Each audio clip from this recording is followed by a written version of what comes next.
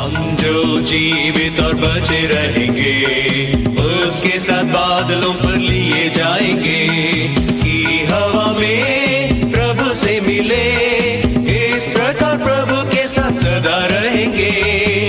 जय जयकार प्रभु की, हालेलुया के गीत सदा वहाँ पर गाते रहेंगे। देखो प्रभु यीशु आता है, स्वर्ग से वो जल्द आता है।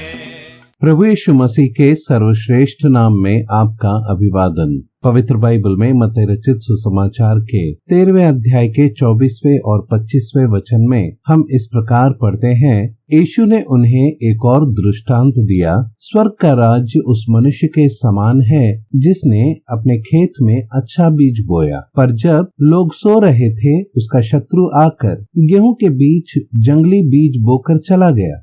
स्वर्ग के राज्य के विषय में तीसरा विषय यह है कि इस राज्य का एक राजा है और उसकी एक प्रजा है। किसी भी राज्य के राजा होने के लिए 3 तरीके हैं। पहला, पारंपरिक तरीका, अर्थात पिता राजा थे इसीलिए अब बेटा राजा हुआ।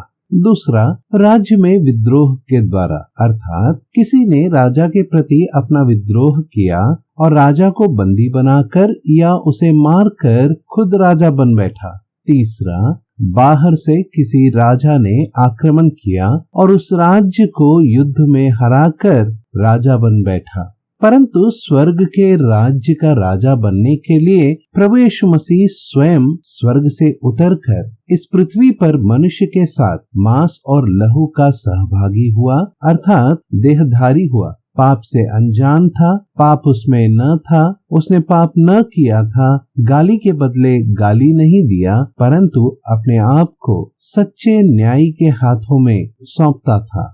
निष्कलंक निर्दोष होते हुए भी मनुष्य के पापों के दंड को स्वयं ही सह लिया, ताकि मनुष्य को पाप और उसके प्रभाव और उसके दंड से छुड़ा सके। जो कोई उस पर विश्वास रखता है वह उसका प्रजा बन जाता है और प्रभु यीशु मसीह उनका राजा ठहरता है।